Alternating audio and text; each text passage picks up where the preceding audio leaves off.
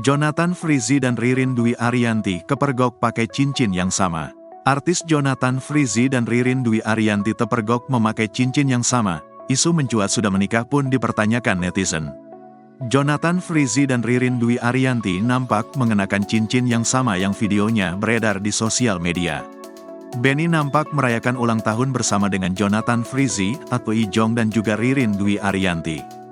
Dalam video itu, Ijong duduk bersebelahan dengan Ririn. Keduanya kompak memakai pakaian senada berwarna putih.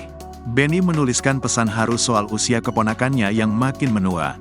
Namun, salah satu netizen menyorot cincin yang sama di jari manis Ijong dan Ririn.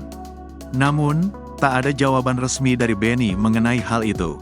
Sebelumnya, paman dari Ijong itu mengungkap hubungan spesial antara keponakannya dengan Ririn. Benny membenarkan bahwa Ijong kini menjalani hubungan spesial dengan pesinetron tersebut. Jonathan Frizzy asyik pacaran dengan Ririn Dwi Ariyanti saat anak bungsunya tengah dirawat di rumah sakit.